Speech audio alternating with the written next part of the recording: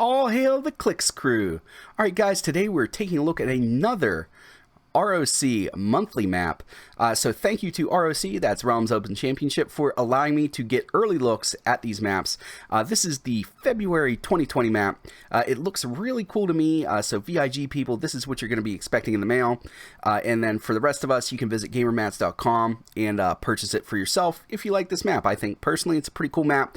These are legal for WizKids and ROC events, so you will be getting a lot of use out of them. So let's go ahead and take a look at them. These maps, if you haven't seen them before, they're kind of like a giant Heroclix map-sized mouse pad, and I don't say that in a way of trying to demean them. I'm just trying to describe what they're like. They're very durable. The play surface is pretty durable. They don't slip around or anything like that. If you're somebody that films your games, it's nice for that because there's not a lot of shine back.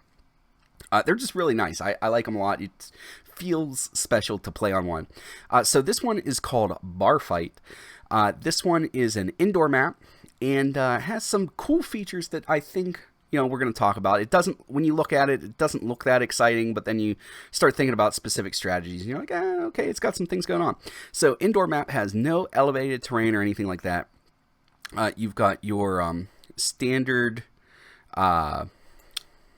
what do we call them? Starting areas. Let's act like we've played before. Starting areas back here in the purple. Seems pretty symmetrical either side you start on, and by seems I mean it's exactly symmetrical. There's nothing that's different here, so you don't gain an advantage or disadvantage depending on what side you play on. Some cool things to note is on this top side, so the non-numbered side. For how we're looking at it, you've got this blocking terrain all along the map, which I think is pretty cool. At first I was like, why are we putting blocking terrain along the edge of the map? It's already a wall. But there are some figures that get bonuses for destroying or being near blocking terrain and stuff like that, so that's cool. And then you've got a little dip in here as a kind of a little hidey hole if you want to. But the parts of this that this little, I guess, horn of blocking terrain that I want to draw attention to are the ends here because they make things kind of interesting. The yellow highlighted parts, we're using yellow today. I learned my lesson in the last video. Black probably wasn't the best choice. So we're going to be looking at these. So if you wanted to, here, let's get rid of that. If you wanted to make use of that blocking terrain, like let's say you had what I call UAV style team. Classically that would be like Iron Pharaoh, what's his name? I had it and lost it. Phantom X. Stuff like that where it's it spawns characters that actually do your dirty work. That character specifically doesn't do it. You hide your team in the back. So you kind of start back here in this starting area. You've got your figures. You're behind blocking terrain right now, but then you kind of move back into this area, and then with just a little bit of barrier, even a 1 square free barrier, you could just set a square barrier right here, and then you'd make it so that your opponent had to come all the way down to the last row of your starting area to be able to shoot in. So that would be really cool. And then obviously standard barrier would make it so that nobody could shoot in there. Now there are improved targeting, ignores blocking and stuff like that, but just a strategy to maximize this blocking terrain for a particular team style. And then also, if you're up on points and you want to fall back during a game, your main figure might be low on health or something like that, and you're trying to win on points, you can just kind of duck them back in here. Since it's indoor blocking terrain, there's no shooting over it or something like that for colossals, and there's room enough for two colossals behind all this barrier. So you kind of tuck them back in there. You put a figure you care a little bit less about in the front, and then they have to attack through that. So that's something you can do there. And then also, if you wanted to, you could put some barrier up along here, and then basically from square I all the way to square P is blocking. Like there's no way for them to attack you, so then you just have to defend this half of the map, which I think is pretty cool. I think the ability to cut the map in half with one barrier is pretty neat, and there's no way to fly around it or over it because it's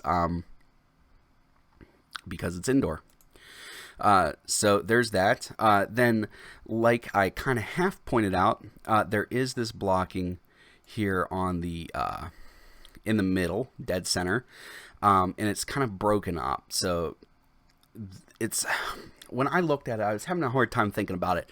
It kind of reminds me of Space Invaders, where you have like the shields, and then you could, kind of duck out of them and shoot, duck out of them and shoot, that sort of thing. It reminds me of that. So really, though, this is made up of a bunch of blocking terrain. So it's made up of a 2x2 square of 3 rows, 2x2 square, 3 row, 2x2 square. So it repeats like that, dot dash dot dash dot dot dash dot dash dot type of thing.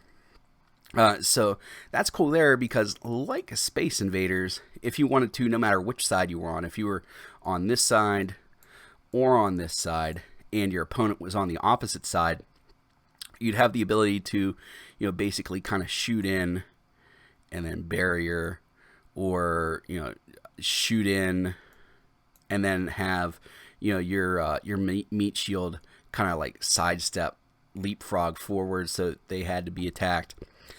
So that's pretty neat there. And then on the nearish, the letter side of the map, you have this all this hindering terrain, which is made up of 2x2 squares.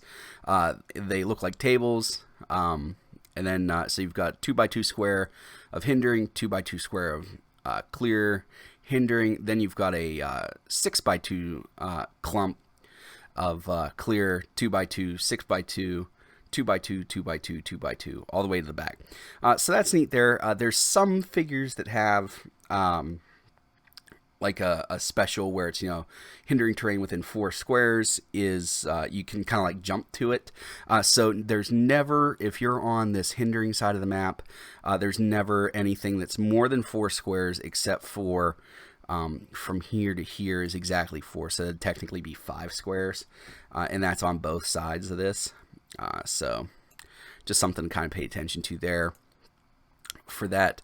But there is, if you wanted to come down here, you could, just go there and then go up if you wanted to do that. But this is nice for stealth teams because there's plenty of hindering to move around into. And it puts you relatively close, so that if you were, like let's say in this hindering, you were getting the hindering terrain bonus, you thought they were going to come out, you could just sidestep up into there, and then you're blocking off essentially this whole area they have to go around. So that's something to consider. And then on the bottom here, you've got 2 more tables of hindering. Then you've got this kind of executive bar area thing looking. So that's just there. It's more hindering terrain, and then you've got these little bits of hindering terrain here on the bottom. So basically, you're never more than 2 squares away from some kind of hindering, which again, for certain powers and figures, that's really good. But I personally am more interested in this like whole blocked half of the map. If you can control that, I think you can control this map. And then you could also, if you had a really good barrier team, you could just kind of go in to here, and then with decent placement of your barrier, you could block off a lot of this map, and then just attack back out of it. So I like this map a lot. Again, $29.99 at gamermats.com. This is the February 2020 map. You guys let me know what team you would run on this style of map. Hopefully I got the brain juices percolating, and you think of something that you want to run on this map. I always find that stuff interesting. Let me know if you're in the VIG program or if you buy these maps very often. I always enjoy reading that stuff. And that's all I have for you guys today. As always, please remember that it's only critical miss if you don't have probability control.